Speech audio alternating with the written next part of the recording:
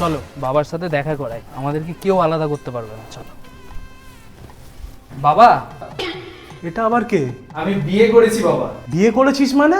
তোর বিয়ে ঠিক হয়ে গেছে তুই জানিস না? বাবা আমি একে খুব ভালোবাসি বাবা, আমি একে ছাড়া থাকতে পারবো না। তুমি যাকে বিয়ের কথা বলে রেখেছো ওকে বারণ করে দাও। বিয়ে ক্যান্সেল করে দাও মানে? বিয়েটা কি ছেলে খেলা নাকি? না বাবা, তুমি যদি আমাদের বিয়ে না মানো তাহলে আমি গলায় দড়ি দিয়ে মরে যাব।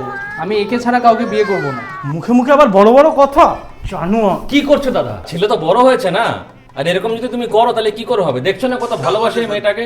কি বলছিস তুই? ভেবেচিন্তে কথা বলছিস তো? যা করছো একটু ভেবেচিন্তে করো। ছেলে যদি কিছু উল্টাপাল্টা করে বসে তো সারা জীবন পস্তাতে হবে। তোমার ছেলের জায়গায় যদি আজকে আমার মেয়ে হতো আমি কি এরকম করতে পারতাম? আমিও মেনে নিতাম। ঠিক আছে ঠিক আছে, এই বৌমার মুখটা দেখাবি না? হ্যাঁ বাবা দাঁড়াও, এই ঘুমটা তুলো, বাবাকে মুখটা দেখাও। থেকে তুই? হ্যাঁ বাবা, আমি ওকে ছোটবেলা থেকেই খুব ভালোবাসি, তাই আমরা বিয়ে করেছি। আমাদের আশীর্বাদ করো। ভালো থেকো, হ্যাঁ ভালো থেকো।